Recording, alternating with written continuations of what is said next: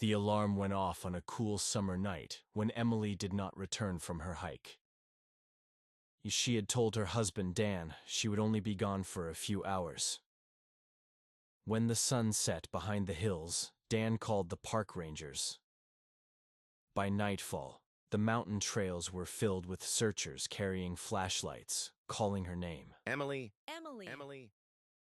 Dan waited at the police station, tired but restless.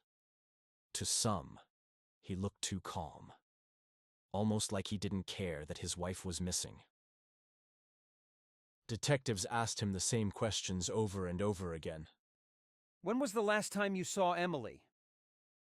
What were you arguing about last week? Why didn't you call us sooner?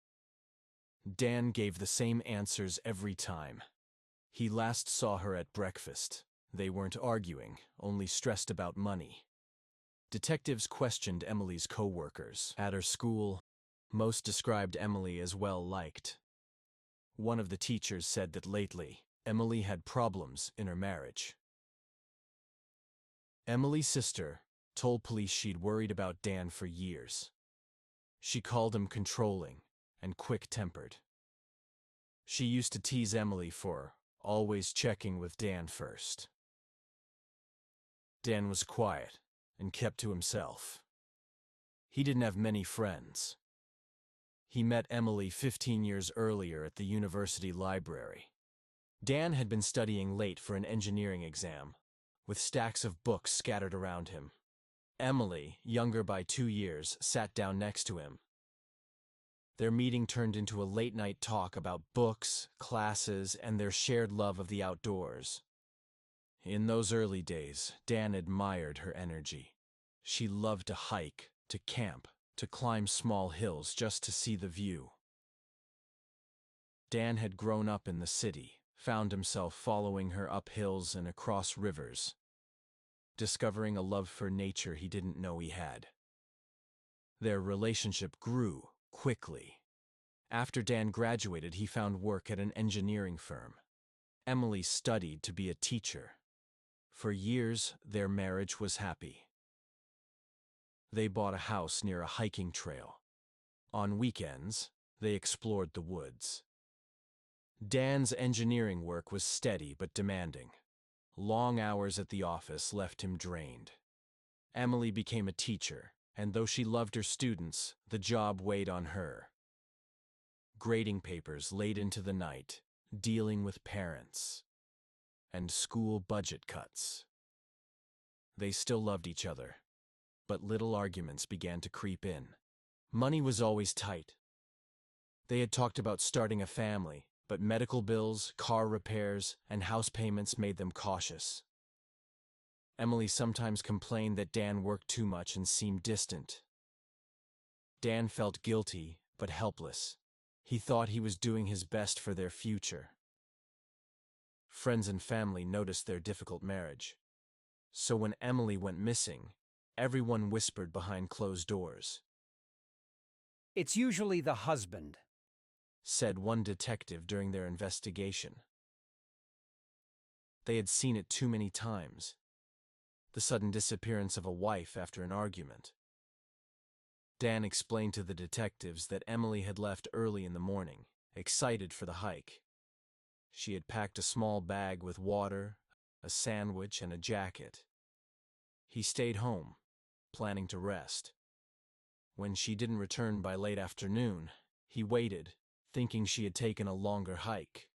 By evening, he started to worry and called the rangers, but the questions kept circling back.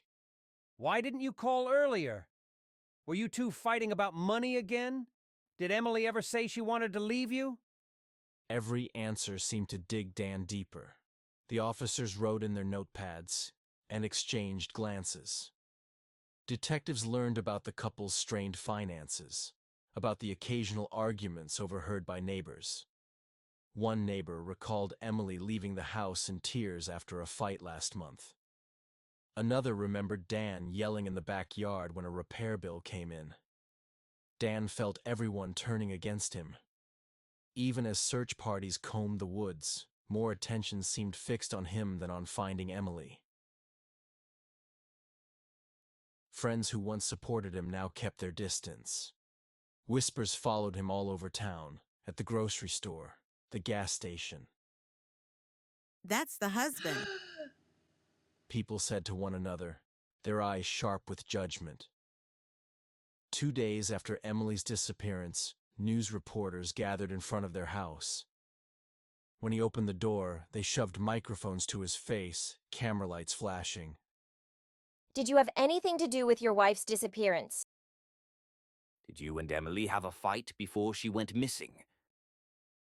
Emily's phone records showed a late-night call to an unregistered number before she disappeared. Detectives traced the number to one of her co-workers at school, an accountant. His name was Mark. Detective Green pulled security footage from a store near the hiking trail. There, clear as day, Emily appeared alone on camera buying coffee the morning she vanished. Then she walked to the parking lot and got into her car. Detective Green checked Mark's properties. Records showed he owned a small hunting cabin 20 miles from the hiking area. Neighbors told police it had been empty for years, but one woman admitted seeing a truck parked outside recently. The same truck was seen in the store's security video footage. It was in the parking lot next to Emily's car. With the phone records, the truck, and the video, Green was able to obtain a search warrant. That evening, police cars made their way up the dirt road to the cabin. The air inside was stale, heavy with dust and damp wood. At first glance, it seemed empty.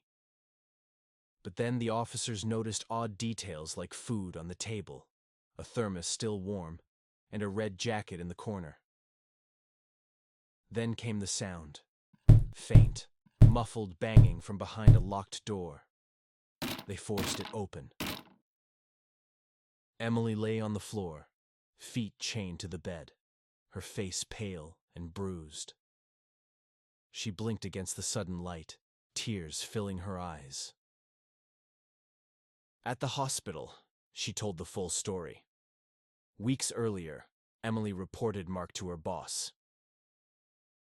She suspected him of misusing the school budget. Mark turned angry, warning her she would regret it. His motive was twisted anger.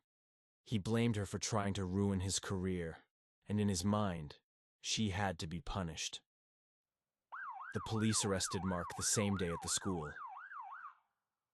Dan sat at his wife's hospital bedside. She was weak, but alive. He told Emily about the way people had treated him, and how he wasn't sure if he could ever forgive them. But when Emily squeezed his hand, he knew the only forgiveness he needed was from her. Question 1. What was Emily's favorite hobby? A. Painting. B. Hiking. C. Swimming.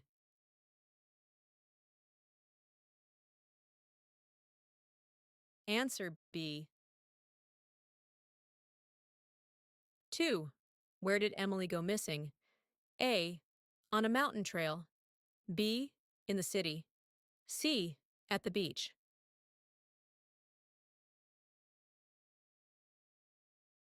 Answer A.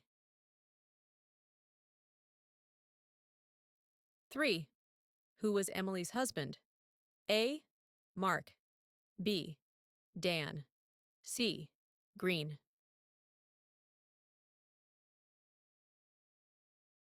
Answer B. 4.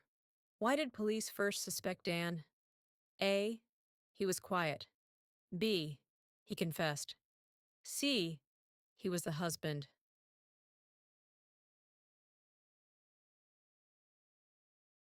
Answer C.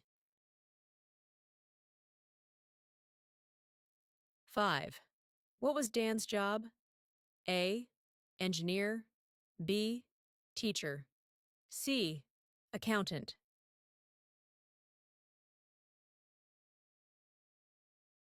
Answer A. 6. How did Emily and Dan first meet? A. At the university. B. At a hiking club. C. At work.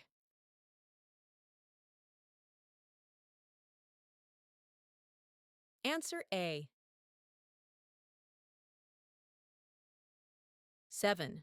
Who was Mark in the story? A. Emily's brother. B. Emily's co-worker. C. Dan's friend.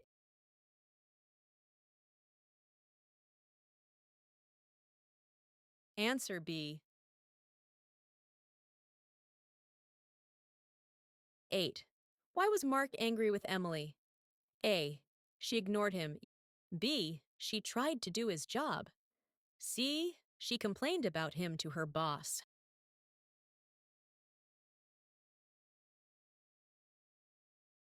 Answer C. 9. Where did the police eventually find Emily? A. In a cave. B. In a hospital. C. In Mark's cabin.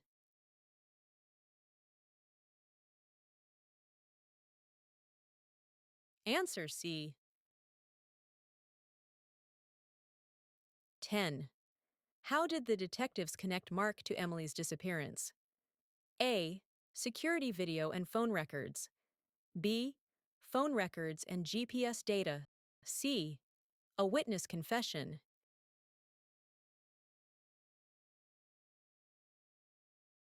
Answer A.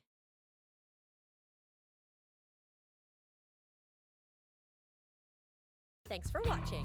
Remember to like, comment, and subscribe.